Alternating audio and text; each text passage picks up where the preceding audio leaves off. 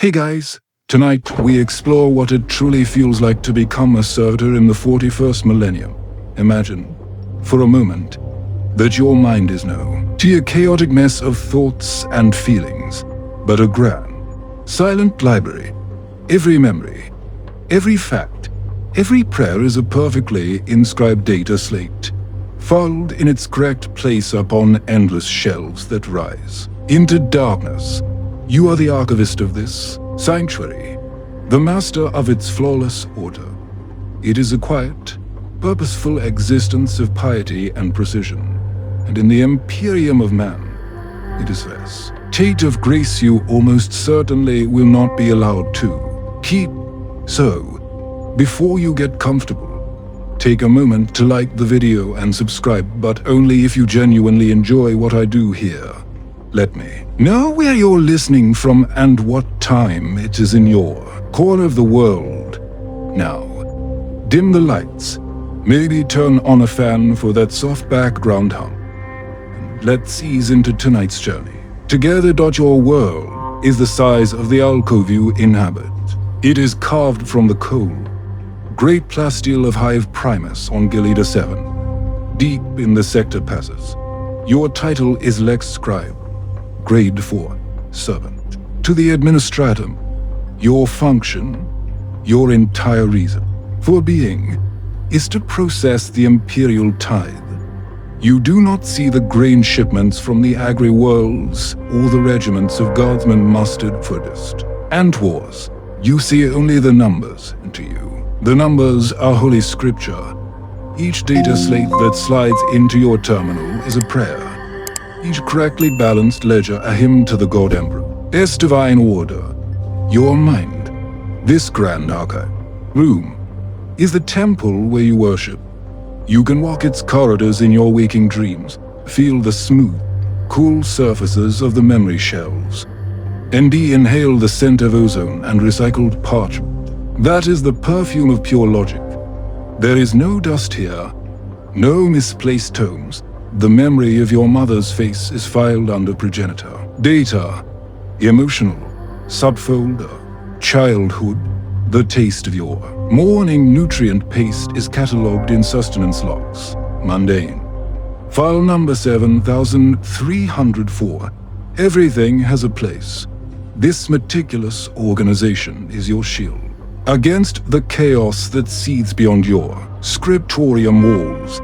You can hear it sometimes, the distant, muffled roar of the hive city, a billion lives grinding against each other in a cacophony of pointless, messy existence. You pity them. They live in the chaos of their own minds, slaves to random emotion and flawed recollection. They do not know the serenity of perfect order, security of a mind where every single thought is accounted for, cross-referenced, and filed away. Your master, Senior Scribe Valerius, calls this discipline. He says that a disciplined mind is a bastion against heresy. You believe him, for his own mental archive must be a cathedral. You strive to emulate his perfection. Each day, you connect to the central cogitator, the heart of your scriptorium, and you let the data flow wash through you. Sector-wide production yields, Munitorum supply requests, ecclesiarchy resource allocations, a river of raw and tamed numbers. Your task is to channel this river, to tame it, to give it shape and meaning within the sacred ledgers of the tithe. It is a monumental responsibility. The data you process determines which worlds starve and which feast, which armies march to glorious victory and which are erased from imperial record. A single misplaced decimal, a single incorrectly filed slate, could ripple outwards, causing famines, mutinies, entire planetary systems to fall into ruin. This is a truth you understand with a cold, clear certainty. It is the foundation stone upon which your entire mental palace is built, and you would rather die than see it crack. For 10 standard years, the foundation remains flawless. 10 years of perfect service, of channeling the chaotic river of numbers into the serene, but early canals of the Imperial tithe. Your reputation within the scriptorium is one of silent and wavering reliability. You are not ambitious. You are not creative. You are not even particularly devout in the manner of the ecclesiarchies, priests. You are simply perfect at your task. You are a flawless cog in the grand machine, and in this, you find a profound and unshakable sense of peace. The grand archive room of your mind expands, its shelves growing taller, its corridors longer, but its fundamental principles never change. Everything has its place. Everything is accounted for. This is the nature of reality, and you are its humble curator. The day the crack appears begins like any other with the taste of nutrient paste number 7300 for and the Warhammer the scriptorium. Life support. The data flow is heavy. A crusade has been declared in the neighboring segmentum obscurus, and the logistical demands are astronomical. Munitorum requisitions, fleet supply manifests, infantry ray placement tides flood your terminal. The river of numbers has become a raging torrent. But you are not afraid. You are the master of this domain. Your fingers dance across the lumen K. Ease of your terminal. Your mind a whirlwind of placid, orderly activity. You process the data for the Bastion fleet, redirecting 3 billion tons of refined promethium from the forges of Cardu. Nig to the naval staging point at Portmore. You catalog the soul tithe of 1 billion souls from the hive world of Desilium, noting the 0.02% shortfall with a detached, clinical precision. Slate after slate, number after number, him after him. The error occurs at the 17th hour of your work cycle. The document is designated a starts chapter tithe. Iron hands, supplemental armor plate. Grade 9 ceramite. The numbers are vast. The material priceless. As the data streams into your consciousness, a tremor runs through the scriptorium, a minor hivequake, a common occurrence. In the lower levels, the lumen strips above your alcove flicker for a fraction of a second. Your focus, for the first time in memory, is broken. It is a subtle break, no longer than a single indrawn breath. In that moment, your finger presses 0 key 1 time too many. The requisition is for 100,000 tons. You record for 1 million.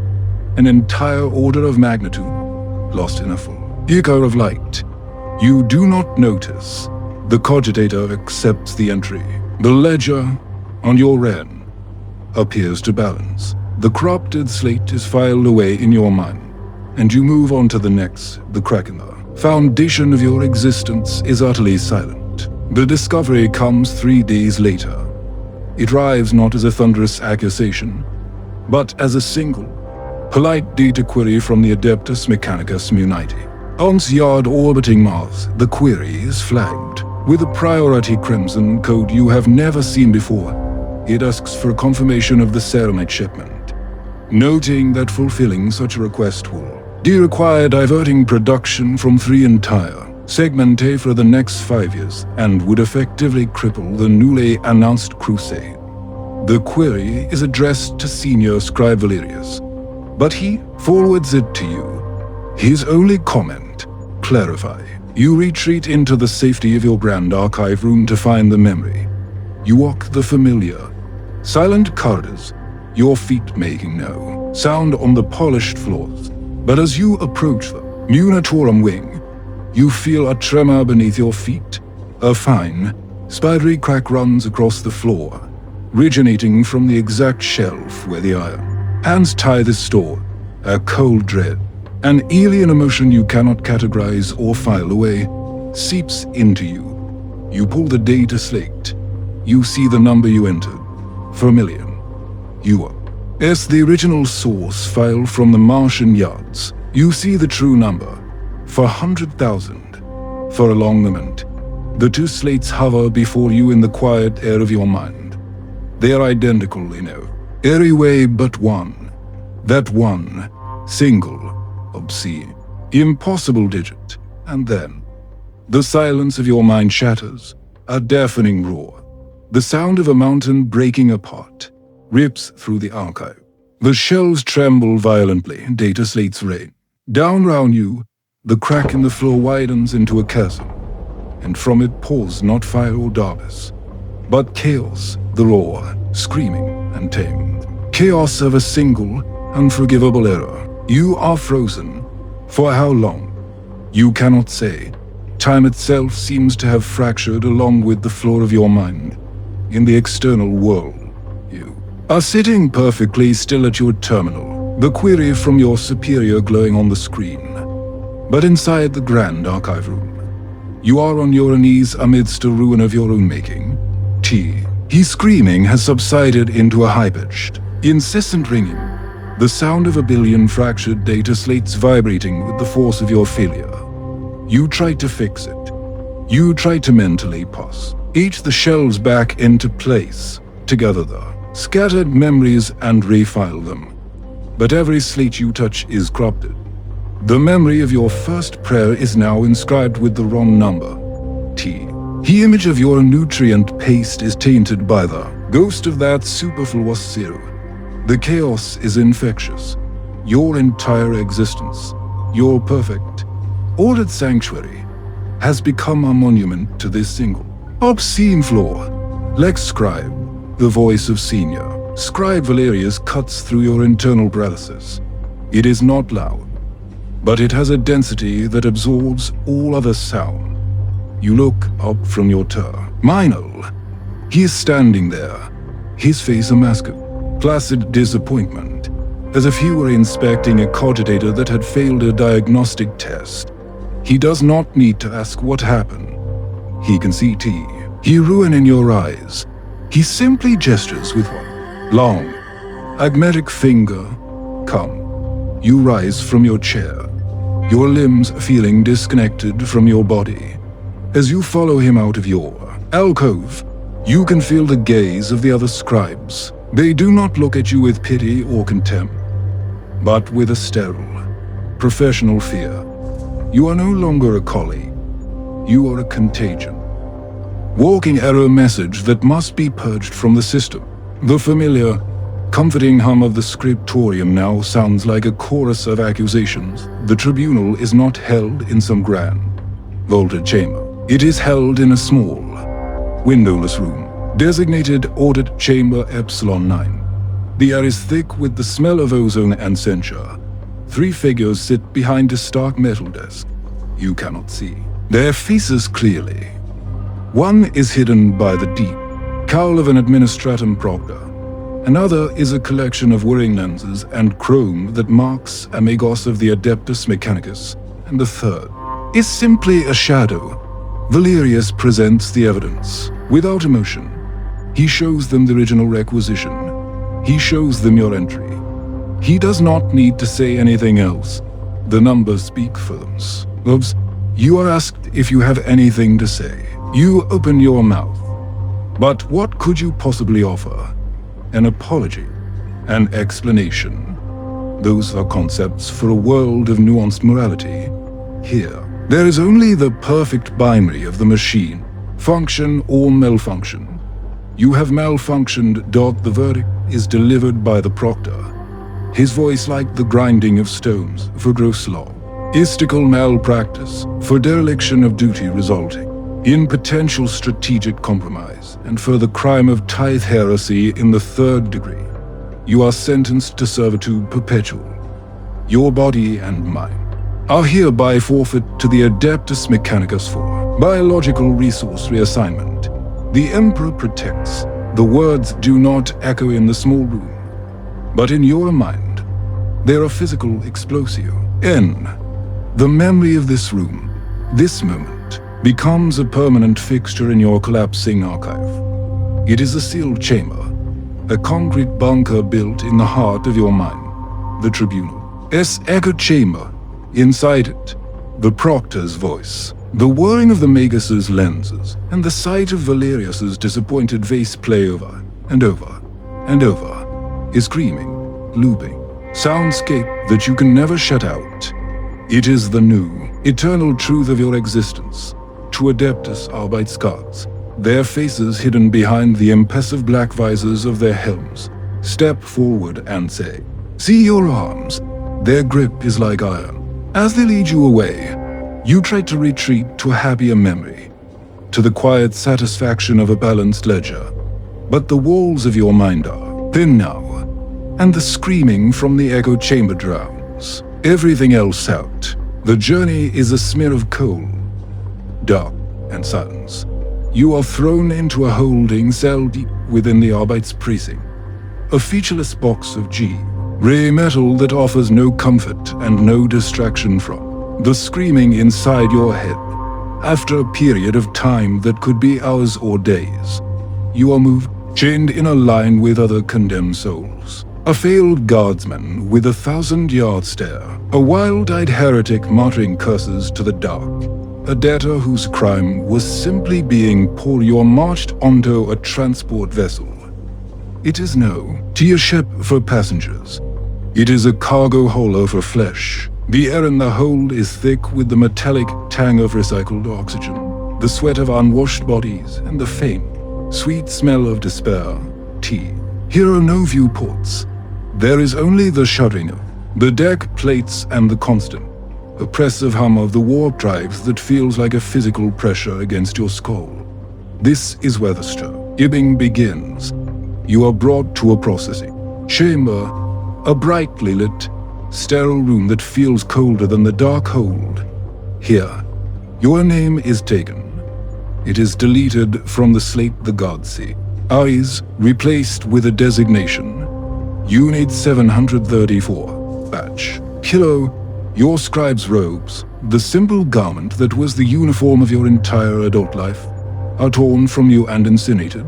Your personal data stylus, your only possession, is snapped in half and discarded. Every physical object that connected you to your past life is systematically destroyed. You are hosed down with a harsh, chemical-smelling disinfectant and given a loose, chafing tunic with your new designation stenciled on the back. You are no longer a person. You are inventory. You retreat into the ruins of your mind, a desperate flight from the indignity of the flesh. You find yourself in the grand antechamber of your mental palace, the formal entrance hall that once led to the library. But the room is no longer pristine. The gilded letters spelling your name above the main archway have been pried off, leaving ugly scars in the marble. And you are not alone. Shadowy figures in the shape of Arbeits. Guards move through the hall. They are not tearing at you, but at the room itself. They are peeling back the wallpaper, which you now realize is made of your most basic memories. The feeling of a clean tunic, the taste of a calf, the quiet pride in your own name. They pull it away in long, ragged strips, revealing the cold, bare plasteel of the ship's hull beneath. You try to stop them, to hold the memories in place, but your hands pass through them. You have no more authority here. You are a ghost in your own home. The journey continues, and so does the deconstruction.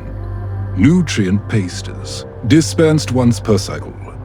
It is the same gray substance you have eaten your whole life, but the carefully catalogued memory of its taste is gone, stripped from the walls of your mind. Now, it is just flavorless fuel. You are subjected to a series of scans, probes, and wires are attached to your body. Your biological data recorded with cold efficiency, your bone density, your neural activity. Why? Our organ efficiency all are quantified and added to your file. You are no longer Unit 734, a former scribe. You are a collection of viable biological components. Throughout it all, the echo chamber in the center of your mind screams its looping verdict. The proctor's voice is the soundtrack to your degradation, the constant reminder that this is not a nightmare. It is a sentence. It is DH. Unchangeable foundation of your reality. After an eternity, the vibration of the ship's engines changes. A deep, resonant clang echoes through the hull. You have docked, The hole's massive. E-jaws grind open, and for the first time in what feels like years, you see a new vista. It is not the familiar sight of a hive spire or the artificial light of a space station. It is a cave. A smoke-choked hole filled with the rhythmic clang of titanic hammers and the red glare of open forges. The air itself tastes of hot metal, sacred incense, and something else. Something acrid and agar. The smell of burning flesh. You have not been brought to a prison or a labor camp. You have been delivered to the Adeptus Mechanicus. You have arrived at the Fort of Unmaking. You are herded down a wide ramp of pitted iron. The heat from the forges below washing over you in waves. The air is so thick with smoke and chemical haze that it feels solid in your lungs. Each breath a searing, painful effort. Round you, the symphony of the forge is a cacophony of brutal, industrial noise. Titanic hammers, each the size of a hablock, slam down on incandescent metal. Rivers of molten steel flow in channels carved into the floor. The scale of it all is beyond your comprehension, a vision of hell redesigned by a thinking machine. You are now in the domain of the Adeptus Mechanicus, and you can feel it in the very air you breathe. It is a place of profound and terrifying faith, where the only God is. The machine and flesh is merely a flawed organic component. Your new masters are the tech priests. They move among your condemned group with a silent, purposeful gait. Their red robes stain, with oil and soot. They are barely human.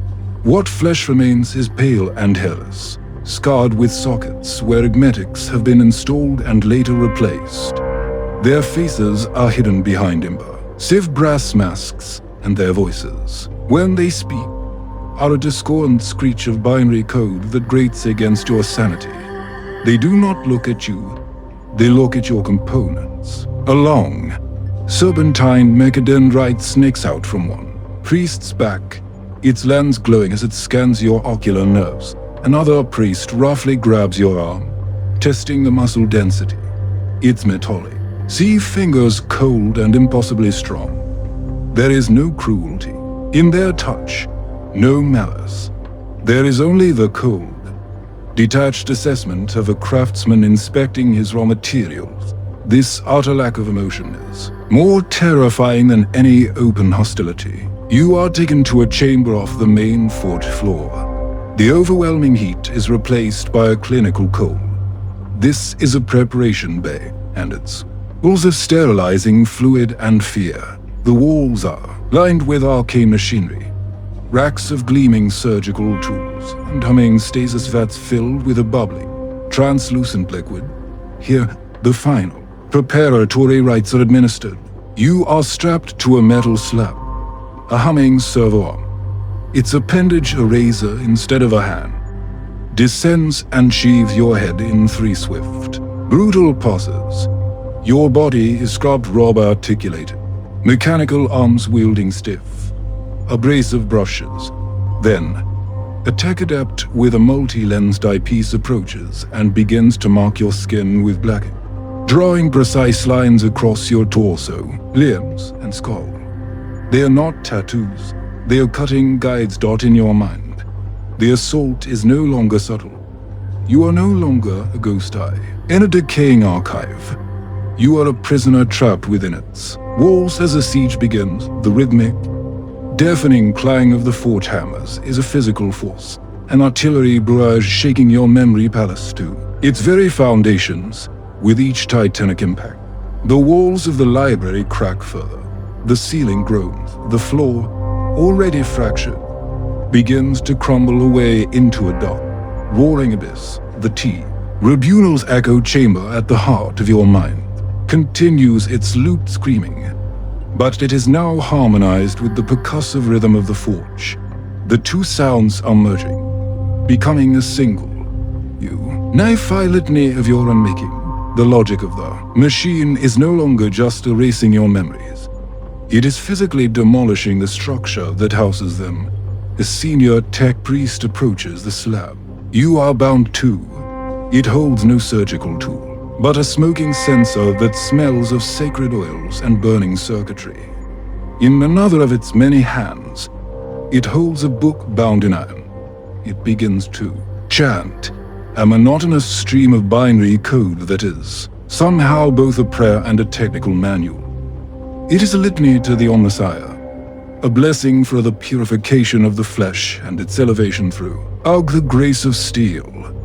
You understand then, in a moment of soul-crushing clarity, that this is not a punishment. This is a sacrament.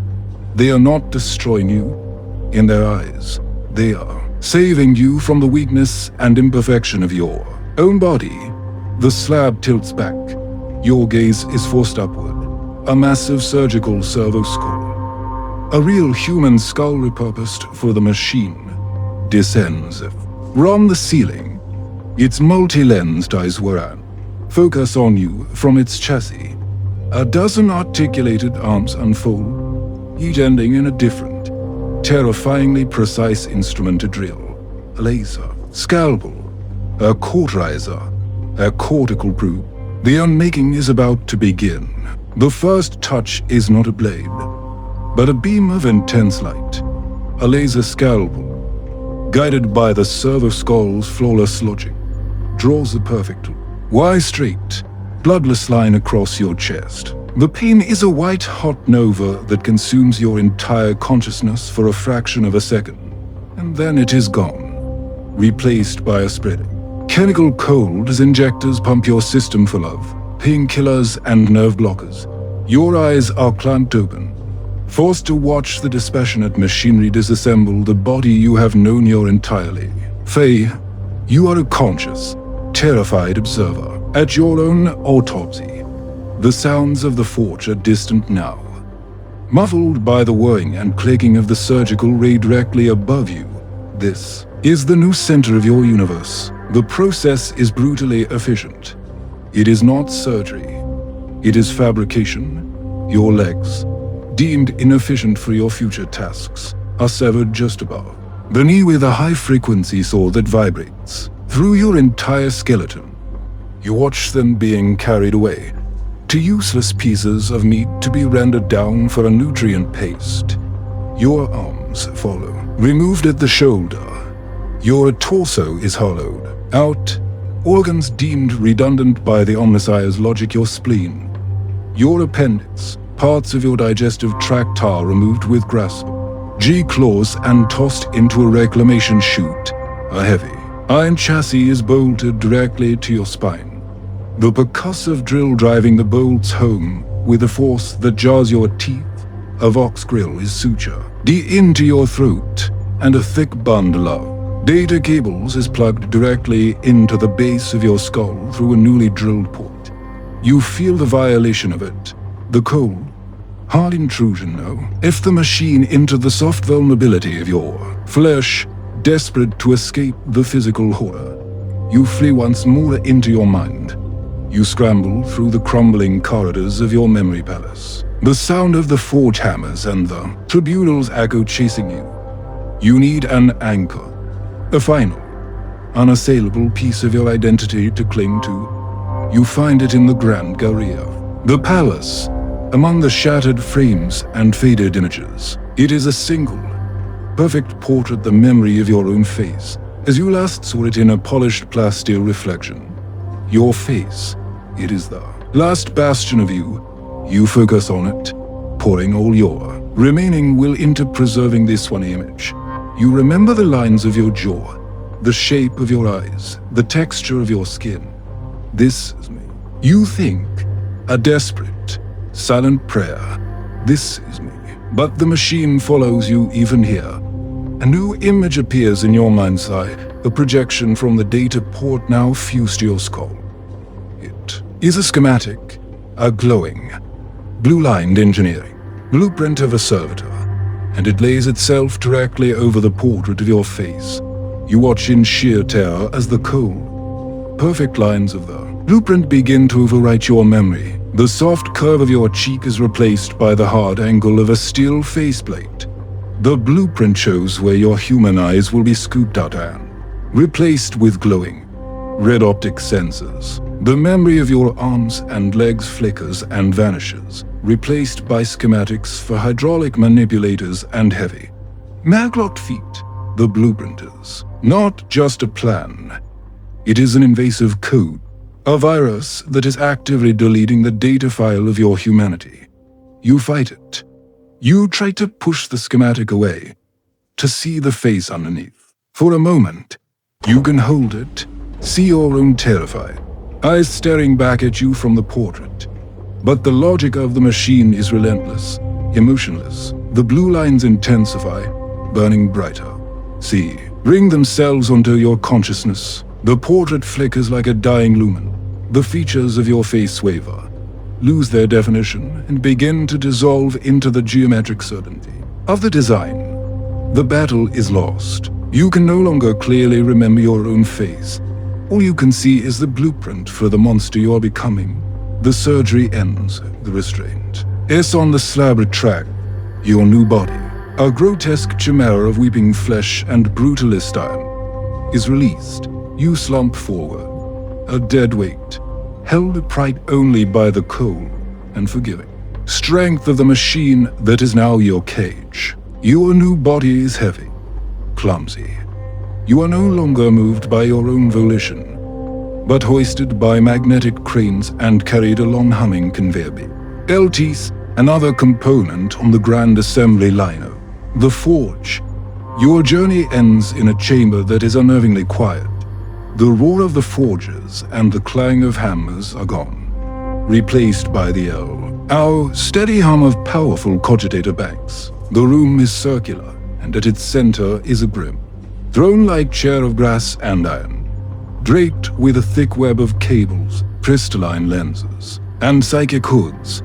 This is the data loom, the place where the flawed tapestry of a human mind is unraveled, scoured clean of its imperfections and rewoven into a simple, functional pattern of pure obedience. You are locked into this throne, your new cybernetic limbs clamped into place. The final, thick cable is plugged into the data port at the base of your skull. There is a click, surge of cold energy, and the mind scour begins. It does not start with pain. It starts with noise, a tidal wave of raw, unfiltered data is poured directly into your consciousness. It is a blizzard, a sea of white noise, a hurricane of meaningless static, a screaming flood of random binary code. It is the chaos of the universe, untamed and undefined, injected straight into the fragile architect tool of your mind, in your memory palace. This is a little storm. The roof of the archive is torn away, and a howling blizzard of pure static descends. It is not snow, but razor-sharp particles of sensory data that shred everything they touch.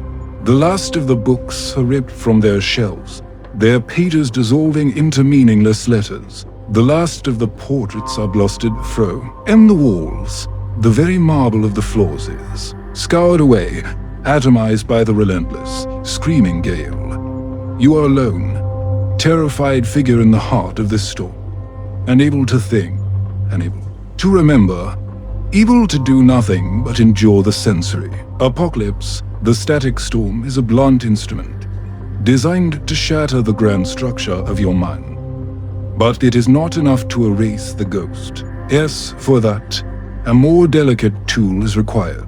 A side door to the chamber hisses open, and a new figure approaches the data loom. It is a psyker, not a proud Astropoth or a mighty battle psyker, but a hollow-eyed, sanctioned telepath, his flesh gaunt and his robes stained. His job is not to communicate or to fight, but to erase.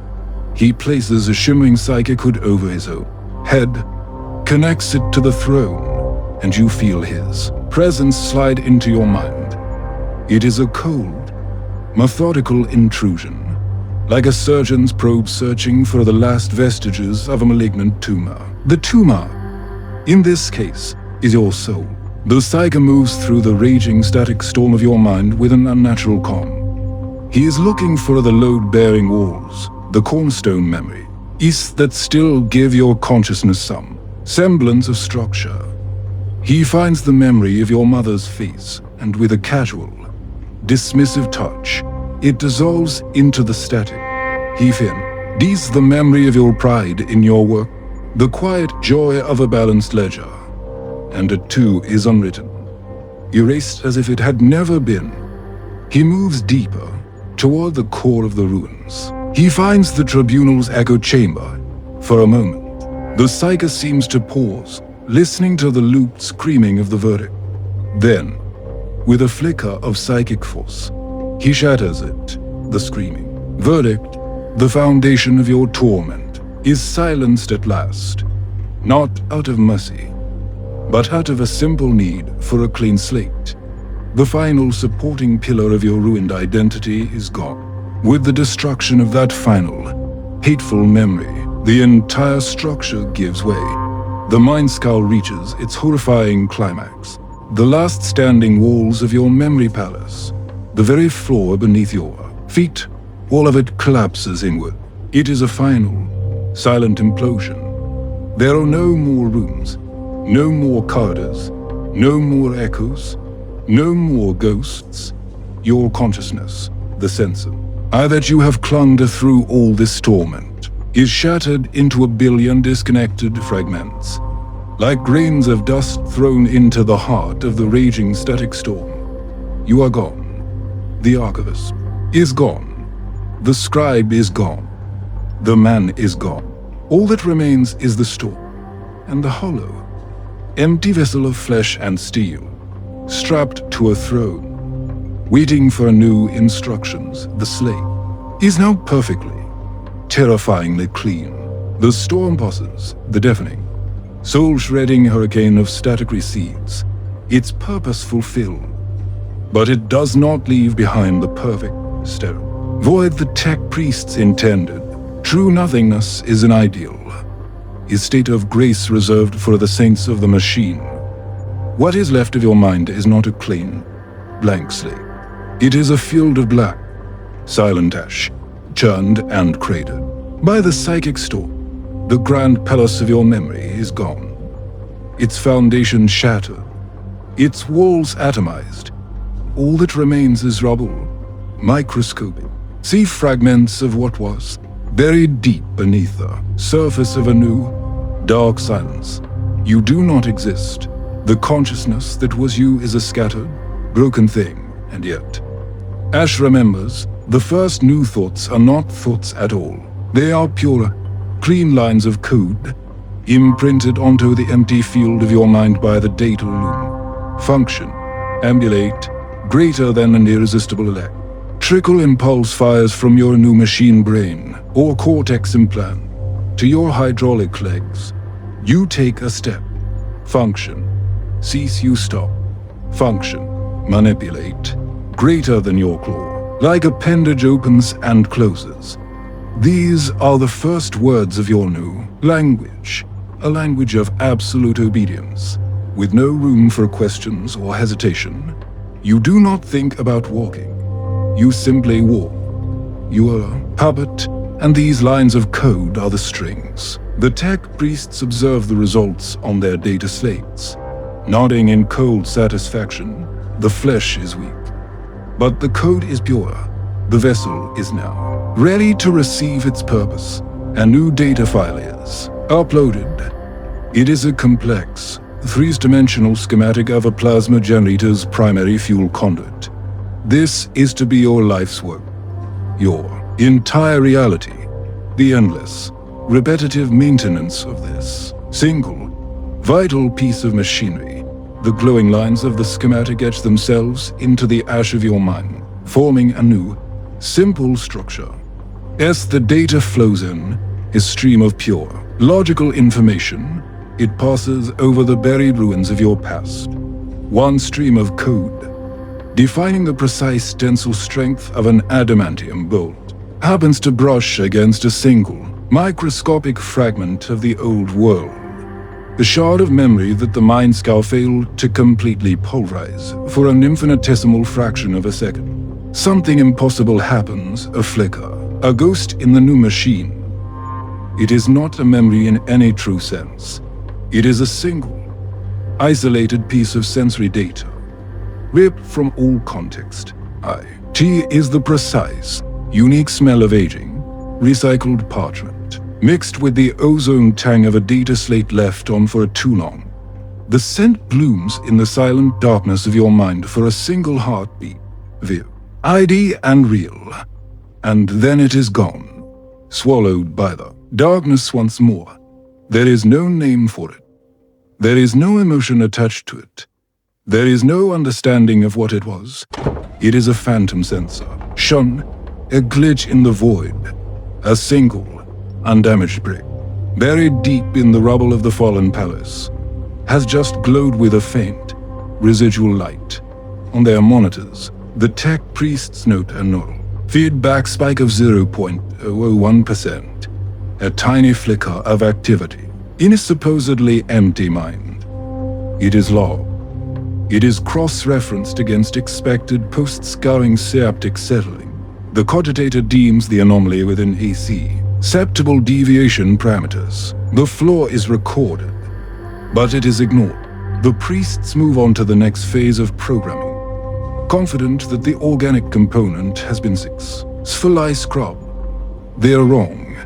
Down in the silent, black ash of your new consciousness, something has stirred. You, the shattered remnant of the scribe, have no way to comprehend what just happened. The flicker is gone. The darkness has returned, but the silence is different now. It is the silence of a tomb that has just been proven to be haunted. The ghosts are real. The final cable is unplugged from your skull with a soft click. The clamps securing you to the data loom retract into the throat. For a moment, TH. There is nothing. You are a dormant machine, a vessel waiting for the signal to ignite. Then, a new line of code streams into your cortex from a remote master unit. Activate. Commence PRI. Merry function, greater than your internal microreactor hums to life. A low vibration that resonates through your new iron chassis. Your optic sensors flicker. The world rushes in, not as sight, but as a torrent of raw data. The chamber you're in is rendered as a wireframe grid in your vision. The tech priest observing you is a shifting cloud of heat signatures and biometric data. A heads-up display overlays everything, showing your own power levels, joint articulation angles, the ambient temperature. You are not seeing the world. You are passing it. A new command arrives. Report to place. Asma Sanctum Gamma 9. Commence maintenance cycle Alpha. Greater than the command is not a thought you have, but a destination that appears in your vision, a glowing line tracing a path through the wireframe. Maze of the Forge. The purpose is absolute. Your new hydraulic legs engage, and you lurch forward, taking your first steps as a machine. The weight of your own body is immense, a crushing burden of metal and stolen flesh. Each step is a controlled, piston-driven impact on the iron floor. You are a stranger in this body, a passive observer looking out through its eyes, the shattered fragments of the scribe, the ghost of the archivist, are trapped deep inside this walking tomb. You see the body move. You see the data stream through its optic sensors, but you are not in control. A simple, elegant program is now the master of this shell. You are merely a passenger, a ghost chained to the controls of a machine you cannot steer. You walk. Your path takes you out of the quiet data sanctum and back into the roaring heart of the forge. But the overwhelming sensory chaos you experienced upon arrival is gone. Your audio receptors filter out the majority of the noise, dampened in the roar of the forges and the clang of hammers into a muted background hum. The only sound that is amplified is the specific, high-frequency whine of the plasma conduits in Sanctum Gamma 9. It is a siren's call that your programming is irrevocably locked onto. You pass other beings, a squad of skittery marches by, their metal feet striking the floor in perfect unison. Your threat handling sys subroutine flags them, assigns them a neutralized status and dismisses them. A train of servitors, each carrying a massive block of raw iron, trundles past your visual. Scanner identifies their servitor class, notes their function, and ignores them. They are not obstacles. They are not relevant to the mission. They are simply mobile objects in the environment.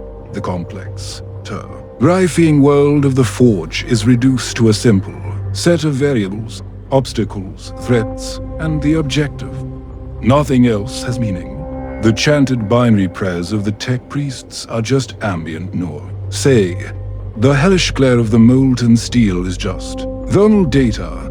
The humanity, the faith, the fanaticism, all of it is stripped away, rendered irrelevant by the cold, clean logic of your programming. Your entire existence has been compressed into a single, unwavering directive.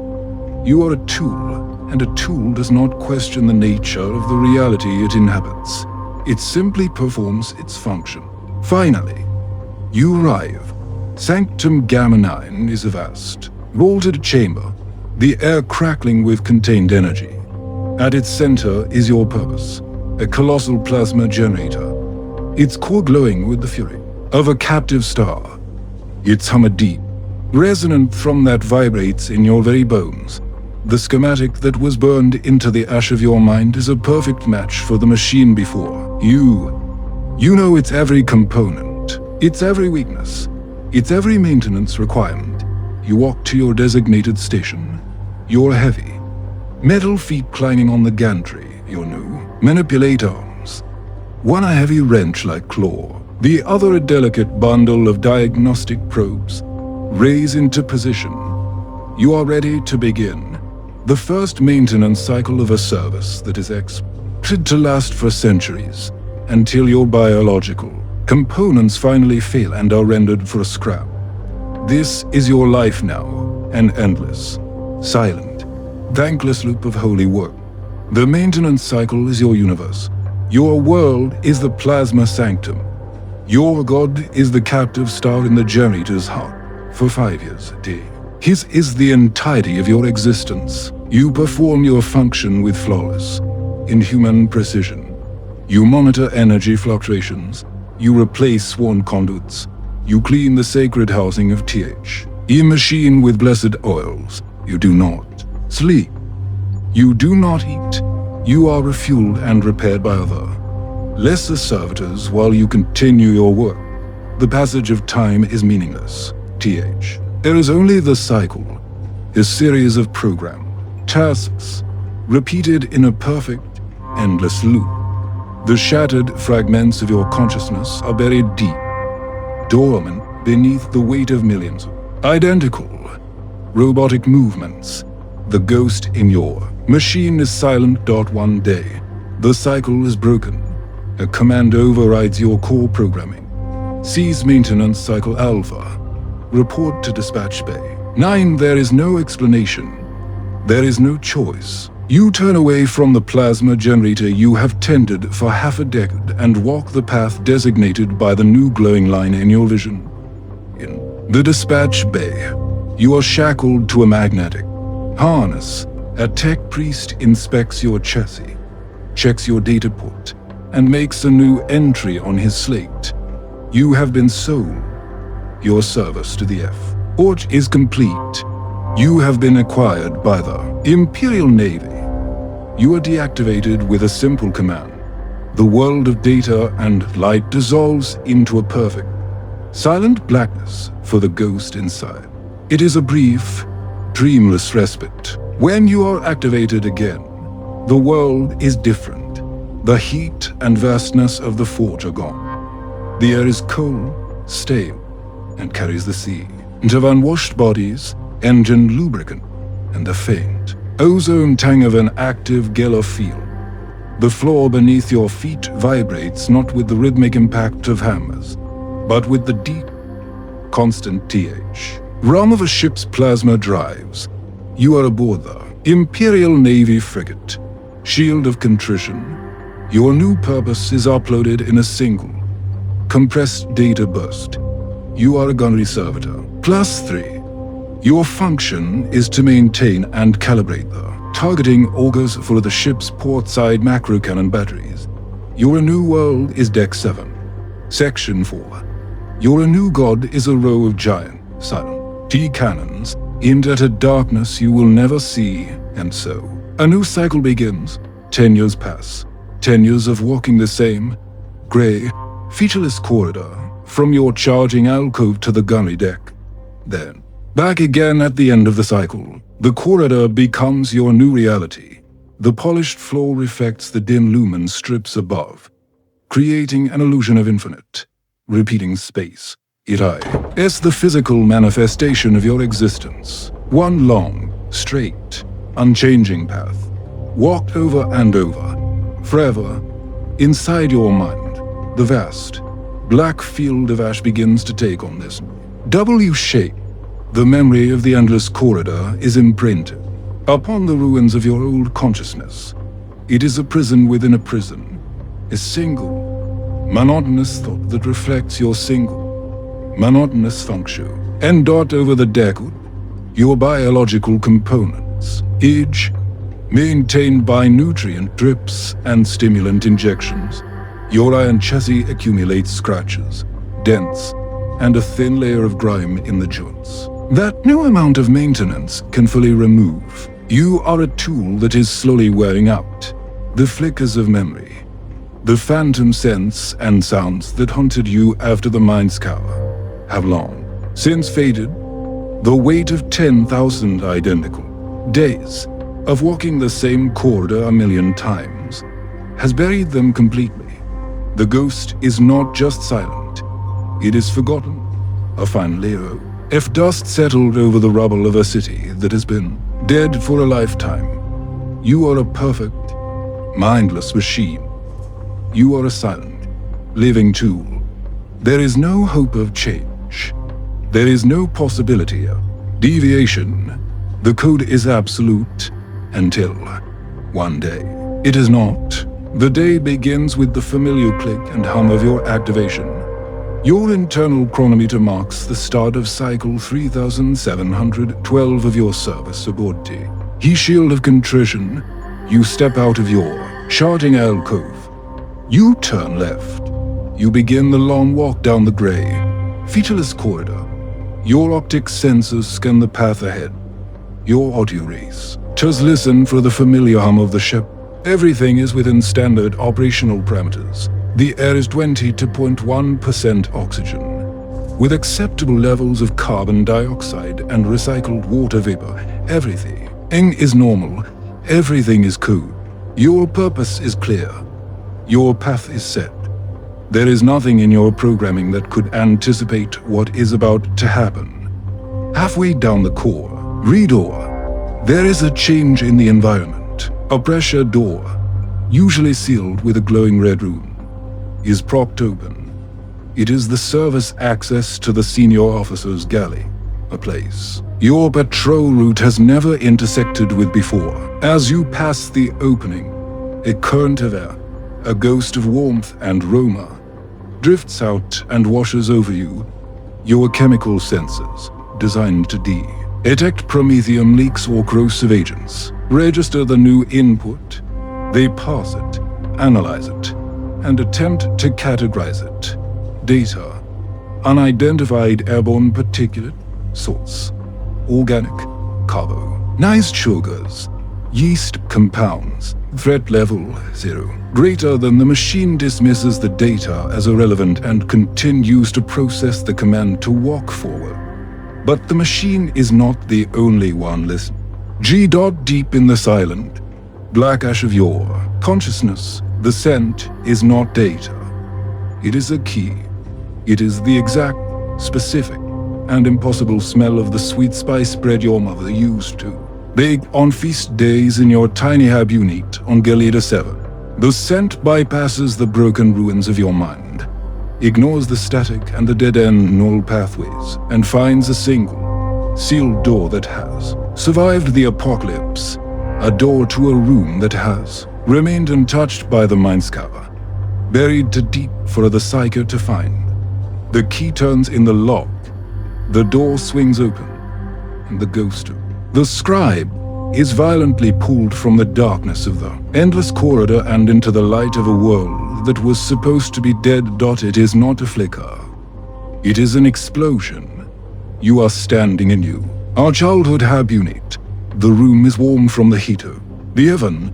You see your mother, her face creased with a smile, her hands white with flour. You can hear her humming a local hymn, a simple me that has been erased from imperial records for 1,000 years. The memory is total, a perfect, multisensory immersion. It is more real than the great corridor you're supposed to be walking down. This one, pristine memory, is a nexus point. It unlocks others. The memory of your mother's face leads to the memory of your father's. The memory of the hymn leads to the memory if the local shrine you used to visit. The memory of the hab unit leads to the memory of looking out the viewport at the hive spire, dreaming of a life of order and purpose. The locked rooms of your mind are bursting open. A chain reaction is starting. A tidal wave of the past is rising to swamp the fragile, programmed present. In the grey corridor of the Shield of Contrition, Goo, Mary Servitor, Class 3, Unit 734, stops. It halts, mid-stride. It's heavy. Metal feet clang against the deck plates and then fall silent. One of its manipulator claws twitches, an unprogrammed spasm. The red light of its optic sensors flickers erratically. The machine has encountered a catastrophic error. The simple, absolute command proceed is now at war with 1 billion points of data it cannot process. Love, warmth, family, childhood, a life that existed before the code. Inside the iron shell, the ghost is no longer a passive observer. It is awake, and it is screaming, not in terror, but in the agony and ecstasy of remembering who you used to be. The war for your soul is fought in the space of 10 seconds, inside the prison of your own skull. Two realities collide with the force of IP2 ship impact. You are the scribe, awash in the golden, impossible light of your childhood home. The scent of spice bread filling the world you thought was ashes. You reach for your mother's sage, and a phantom limb reaching for a ghostly memory. Simultaneously, you are the machine. Your cortex is screaming with error messages. Critical data conflict. Unidentified memory file accessing motor. Roll pathways. Purge. Purge. Purge. Greater than the cold, clean logic of the machine spirit attempts to reassert control. To quarantine the beautiful, agonizing virus of your humanity.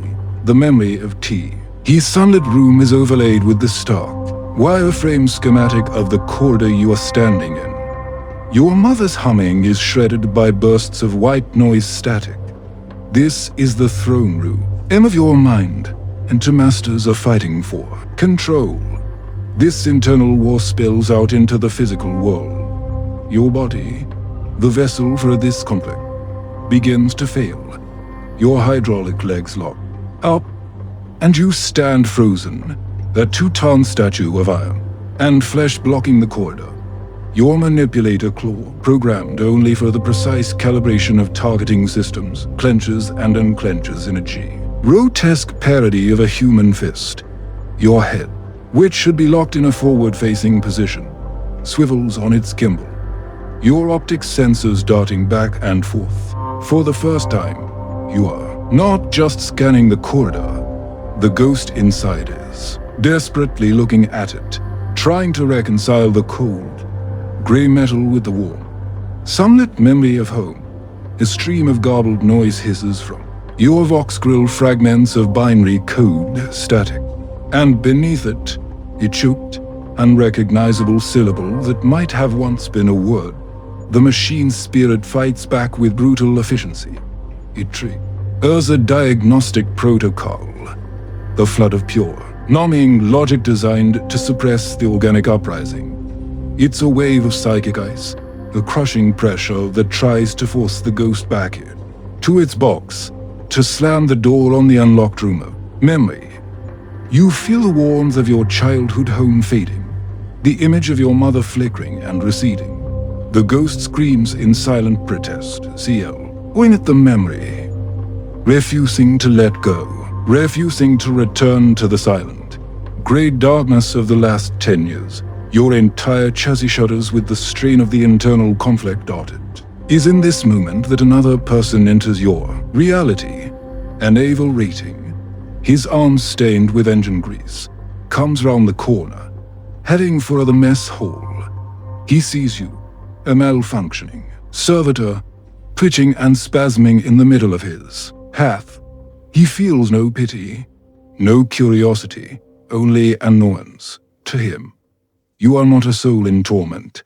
You are a broken cogitator, a faulty piece of equipment, or a scraphead.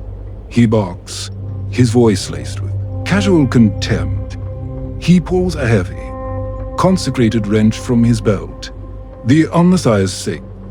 Get a move on. He brings the wrench down in a powerful arc, striking your iron shoulder with a deafening clang of metal on metal. The physical impact, the raw, external stimulus, is the final push the machine spirit needs. The shock of the blow, combined with the diagnostic purge, is enough to break the deadlock. The beautiful, agonizing memory of your past shatters and is washed away by a fresh wave of static. The door to the unlocked room and shut. The cold, clean code reasserts its absolute dominance. Your limbs stop twitching. Your head swivels back to its forward position. The red glow of your optic sensors becomes steady and calm once more. Error resolved. Resuming primary function. Greater than you take a step, then another, continuing your walk down the corridor as if nothing has happened. The naval rating grunts in satisfaction and clips the wrench back onto his belt and shoves past you. He does not notice the single, black, oily tear that leaks from the corner of your right optic sensor and traces a path D. On your metal face, the battle is over. The machine has won. But the war has just begun. You complete your patrol. You arrive at the gunnery deck. You calibrate the targeting augers with movements that are, to any outside observer, SPR, SS and flawless as ever. But you know better. The ghost inside knows better. The machine is no longer a perfect, silent prison. It is a cage, and the prisoner is awake and rattling the bars. The internal silence is gone, replaced by the faint but constant echo of your mother's humming, a phantom sound that torments the edges of your awareness. The memory of the unlocked room is a burnt ember in the darkness, a promise of a life that was stolen from you. Your movements are still dictated by the code, but for the first time in a decade, there is a witness inside the machine. Consciousness that is aware of its own servitude. Your return journey down the endless corridor is different. The ghost is now watching, truly seeing. It notices the corrosion on the deck plates, TH. UA the lumen strips flicker in sector Gamma 7. The faded devotional litany stenciled on the bulkhead. These are details the machine would have passed and dismissed as irrelevant. The ghost clings to them. They are proof of a real, physical world. They are proof that you exist, not just as a program, but as an observer. It is this minute deviation, this tiny shift in your data processing, priorities from pure function to passive observation, that attracts the attention of the architect. He is Ingensia Prime Velkael, the master of the Shield of Contrition's machine S. Pirates. He is more metal than man. His hunched form a nest of whirring mechadendrites and glowing optic lenses. His sacred duty is to ensure the purity of every cog and circuit on the vessel. As you walk the rider, he emerges from a side passage, his movements silent and spider-like. He does not greet you. He simply raises a single, multi-jointed metallic arm and plugs a thin data probe directly into the diagnostic port on the side of your head. You are forced to stop as he interfaces with your mind. For the ghost inside, the experience is a violation far beyond the physical, a and alien consciousness, a mind of pure, geometric logic, enters the ruined field of your own. This is the architect, come to inspect the flaws in his creation. You feel his presence moving through the ashes of your memory palace. His light of pure data illuminating the corrupted files and the deep, psychic scar left by the recently opened door. He cannot see the memory of why, our mother, but he can see the catastrophic system, errors it caused. He sees the log of the data conflict, the unauthorized motor function commands, the record of the critical failure in the corridor. He follows the data trail back to its source, the 0.001% neural feedback spike from a decade ago, the flicker that was logged and dismissed back in the forge. The Engenseer disconnects, hissy luster of optic lenses whirs and clicks, focusing on you with a new, intense scrutiny. He has seen the impossible. A complete mind scout is, by definition, absolute, the ray emergence of rays. Individual personality data is a logical contradiction, a form of mechanical heresy. The tool is not merely broken. It is impure. He could order you decommissioned and melted down in the ship's place. Asthma drives immediately. But the data is too valuable. The flaw is too unique. He must understand it. He must observe the ghost in its shell, from his wrist. A smaller mechadendrite extends and makes a minute adjustment to a control panel on your chassis. A new subroutine is uploaded directly into your core programming. It is essential from now. Your every function, every microsecondo, if data processing, every fluctuation in power will be streamed directly to the Engenseer Prime. You are no longer just a tool performing a function. You are now an experiment, a monitored anomaly. The architect has found the structural flaw in your ruined mind, and he will watch it, prod it, and analyze it, until he fully understands the nature of your haunting. Then, and only then, will he decide how to bring the walls down for good. Life under the architect's gaze is a new kind of hell. You are a specimen under a microscope. Every movement you make, every watt of power you consume, is logged and analyzed by Engenseer Prime. Valkill, he is searching for the ghost, and his constant, silent observation is a pressure that grinds on your re-emerging consciousness. The ghost of the scribe hides. It retreats from the burning ember of memory, trying not to stir, not to give the architect the data he craves. You walk the endless corridor. You calibrate the silent canons, and you pretend to be the perfect machine. But you are watching, waiting, and remembering. The door to your past is no longer locked. It stands ajar, and the light of that lost world is a constant, painful temptation. The crisis arrives. Without warning, a shudder runs through the entire vessel. A violent jolt that is not from the warp or a system malfunction. It is the impactor, an enemy weapon. Seconds later, the ship's klaxons blare to life as screaming. Metallic wail that signals general quarters. Red emergency lighting bathes the gray corridor in a blood-hued glow over TH. E-ship's Vox, a panicked voice shouts, "Borders. We have borders on decks 5 through 9. Xenos raiders, repel borders." You are on the gunnery deck when the alarm sounds. Your core programming, reinforced by the Engenseer's censure law, issues an immediate, overriding command. Ignore all external stimuli. Maintain targeting calibration on Acrobattery Alpha. Primary function is paramount. Greater than the ship is under attack. But your duty is to the great guns. The battle spills onto your deck. The blast doors are torn open, and they pour in Ricari. The dark, Eldar. They are blurs of cruel, spiked armor and impossible speed. They move with a grace that is utterly inhuman. their splinter rifles spitting a hail of toxic shards that felled the human gunnery crew round. You see men and women you have passed in the corridor for a decade cut down in seconds. Their screams are passed by your audio receptors as ambient combat noise. The spreading pools of their blood are identified as biohazard spills. You register all this. Your threat analysis subroutine identifies the Drukhari's hostile Xenos, priority 1, and yet you oh nothing. You continue to turn the massive calibration wheel of the macro cannon. Your movements smooth and uninterrupted. The code is absolute. Then, you see her, a young armsman, no older than 20, is C. Honored against a targeting cogitator. Her lascan is broken.